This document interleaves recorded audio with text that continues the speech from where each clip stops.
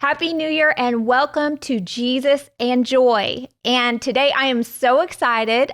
If the lights look a little better today, if the sound sounds a little better, it's because it is.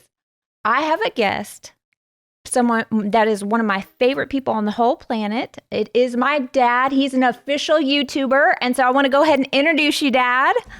Well, thank you, Joy. It's great to be with you. And I don't know what all I'm going to be asked, but just feel free because if it's about my life, nobody knows it better than me. And I'm kind of excited because you've interviewed me a lot throughout the years. So this is my first time to interview you. Right. So I am excited about this.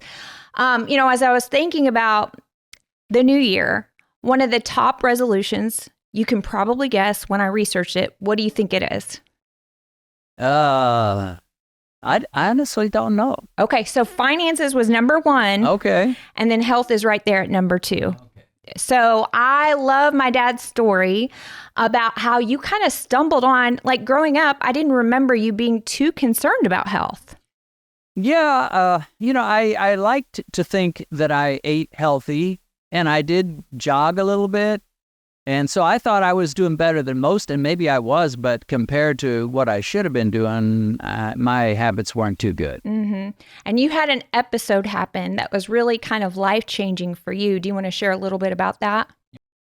It was actually a number of episodes. It started in my early 40s, where I know now what was going on. At the time I didn't, although I could kind of guess it had to do with blood sugar, but my blood sugar would drop at times, and I would feel woozy, kind of like I was about to faint at times.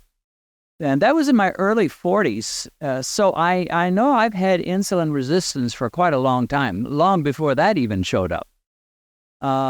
And then I made a vow to eat less sugar, to jog more, and try to be a better boy, and it apparently helped some. So I went through a season, some years, where that kind of went away, and I thought everything was fine.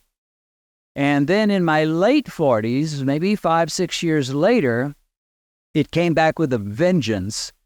And my blood sugar was bouncing all over the place. I didn't know, again, I didn't know it for sure. I suspected it. And of course, my mom, your grandma, had diabetes, and it affected her in a terrible way the last 15 years of her life.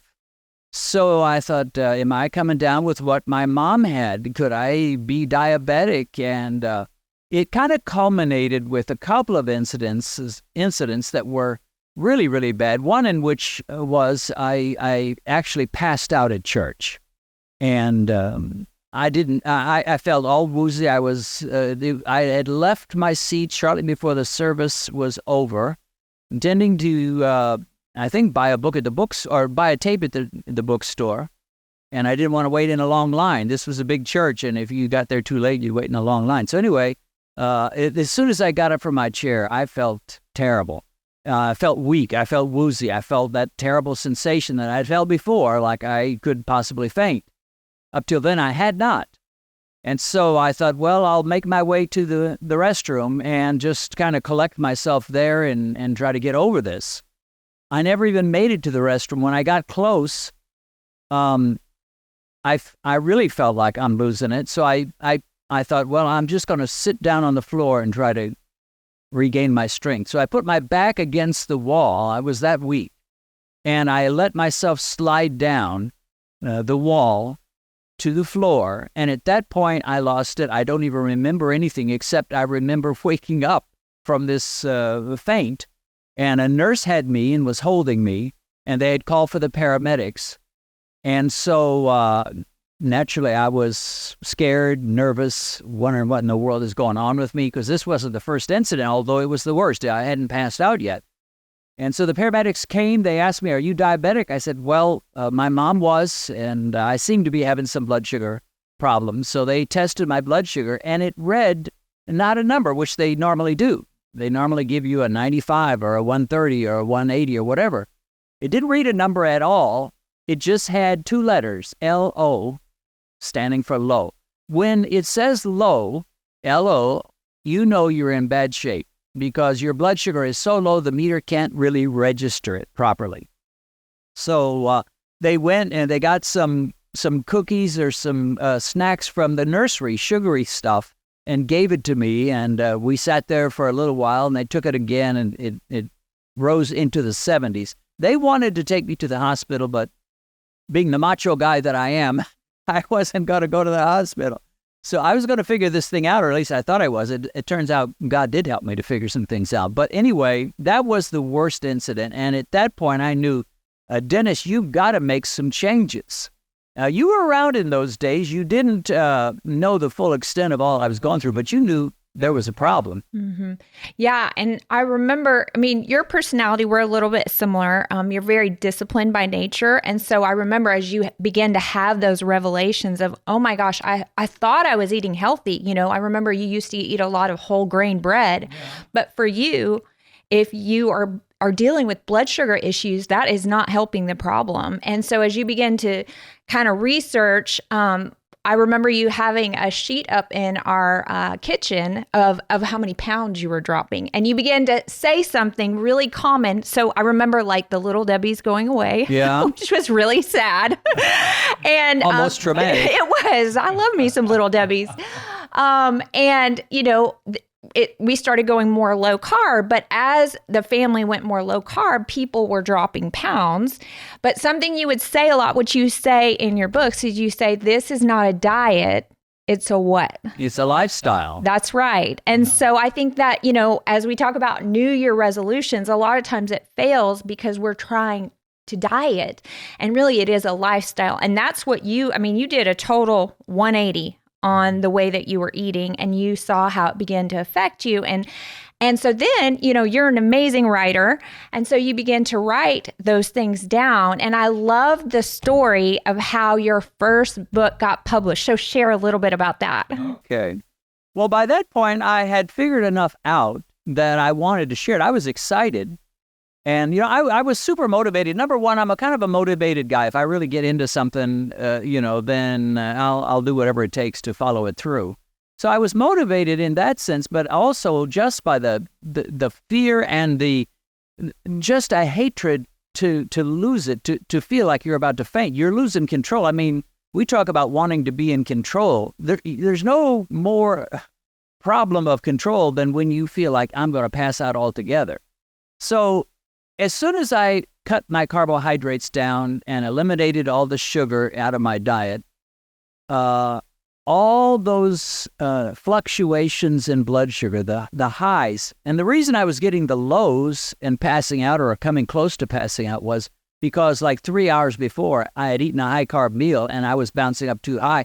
My pancreas was an overreactor. And there's a word for that. They call it reactive hypoglycemia. I didn't know that word at the time, but that's what it was happening. Once I got a blood sugar meter, I could figure it out.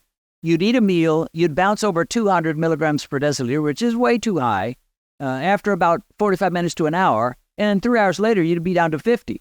And so I'm bouncing up and down. Anyway, when I went low carb and started realizing there's a lot of food you can eat, this isn't, that bad, and everything calmed down. So I was thrilled. It was like somebody had given me a new lease on life. Somebody had, and it was God. It was God. I had prayed, it says I sought the Lord and he heard me and relieved me of all my fears. Well, that's exactly what God did. So he gave me the answers. Part of it was through reading a few books by a guy named Dr. Richard Bernstein, Dr. Robert Atkins, and a couple of others. Part of it was just testing myself like crazy. So I'm testing my blood sugar and checking out what foods do to me. I find out that if I eat a piece of pie with ice cream, my blood sugar goes through the roof.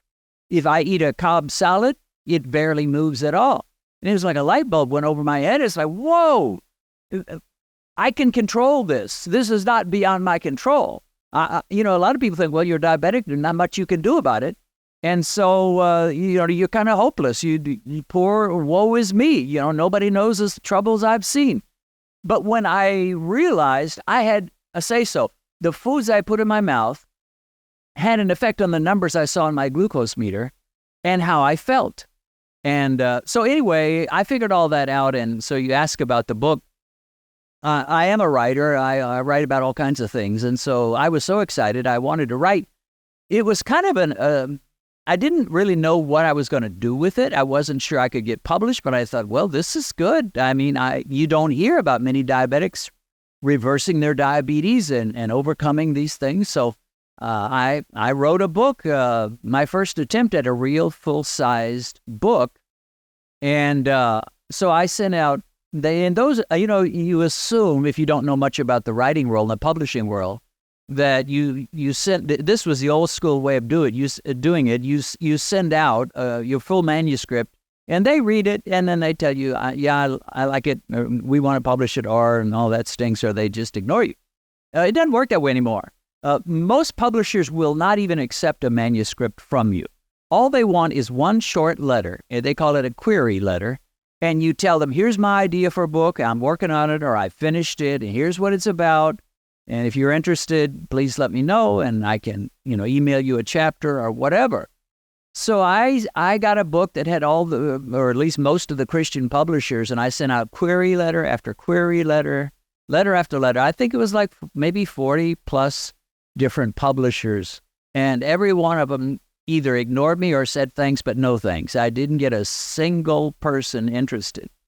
Well, one thing I've learned about the publishing world is if you don't have a famous name or you're not a published writer already, they don't want to take a chance on you. It is very, very difficult, almost impossible to get published.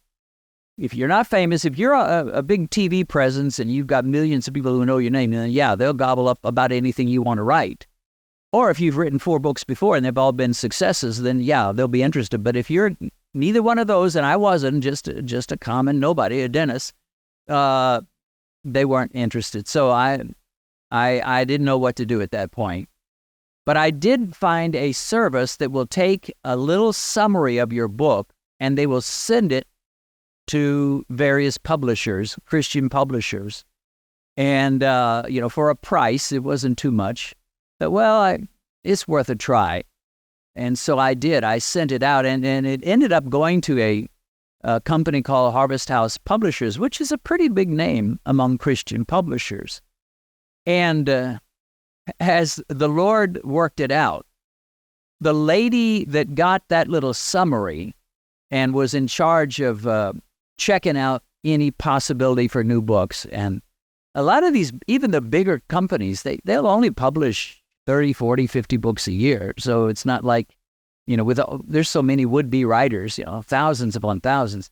Anyway, the lady that saw that summary, she had either diabetes or severe blood sugar problems herself. So she got curious. She wanted to see the manuscript. So I emailed her the whole manuscript, chapter by chapter. And she read it.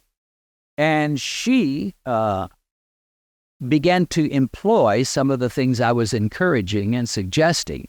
And she became my biggest fan at Harvest House Publishers. She just loved it. And she was like, they would meet with a group of their people, the top officials in the company. And she was insistent, you've got to publish this book. I forget all the symptoms, but she had a number of symptoms, including shakiness, and that went away. And I think some neuropathy, and that went away. I mean, she was so much better, and she was pushing. You got to publish this guy's book. It's great. It's working for me. And she finally talked them into it. They took a chance on an unknown guy who had never published any serious book and was not a big name. And it's the book right here is called Overcoming Runaway Blood Sugar. It's not in print now, but you can still get it at Amazon. And it ended up selling over 100,000 books, which for a new writer is unusual, to say the least. So they were excited about it. Harvest House was. They made good money on it. I made some money on it. And I ended up writing another book that became about twice as popular as that one. So anyway, it's been a blessing, and God has used that writing to kind of launch an entire, almost, a ministry about overcoming diabetes and reversing it.